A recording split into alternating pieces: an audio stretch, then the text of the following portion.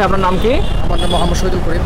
আচ্ছা শহীদুল ভাই, আপনার কাছে জানতে চাই, গত 54 বছর অনেক সরকার আসছে আর গেছে, বাংলাদেশ থেকে দুর্নীতি চাঁদাবাজি কমে নাই। আগামীতে কোন সরকার আসলে আমরা মনে করতে পারি যে বাংলাদেশ থেকে দুর্নীতি এবং চাঁদাবাজি কমে যাবে?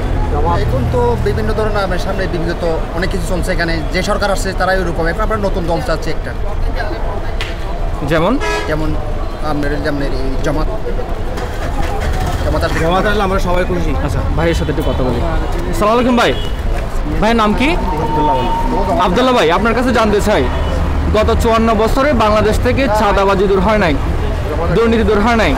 আগামীতে কোন ধরনের সরকার আসলে দুর্নীতি কমে যাবে বলে আপনি মনে করেন, যদি একটু খুলে বলেন। বাংলাদেশের মধ্যে আমরা দেখছি যে অনেক দল আসছে, আপনার দুটা দল আছে, ওইটাতে একটাই হচ্ছে বিএনপি আর একটা আওয়ামী লীগ। আপনার বলেন আমরা চাই সঠিকভাবে একটা নিরপেক্ষ, আপনার ধরেন নির্বাচন, সুষ্ঠুভাবে একটা নির্বাচন হয়ে জমাটটা আসুক। আমরা তো বাংলাদেশে ওইটাই চাই। আমরা জমাটটা আসলে হয়তো বা বাংলাদেশ একটা দুর্নীতি কমতে পারে। আপনার নতুন দল আসলে আপনার ধন্যবাদ।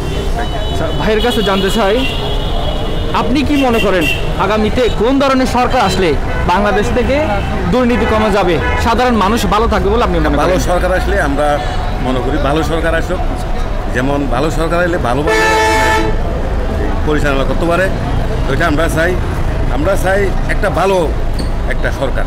হ্যাঁ, কি ধরনের ভালো সরকার মনে করে বাংলাদেশে বর্তমানে? দেখতেছি এখন সব দুর্নীতি, আপনার আওয়ামী লীগ হোক, বিএনপি হোক, সম্মুখ সব বিএনপি। আমরা চাই জমাত সবচেয়ে ভালো মনে করি। একটু দেখি আমরা জমাতেও 5 বছর দেখি, তারপরে জমাত যদি ভালোভাবে যদি চলে তারা চিরস্থায়ী, মানে ইসলামিক দল আসলে দুর্নীতি কমে যাবে বলে আপনি মনে করছেন? ধন্যবাদ।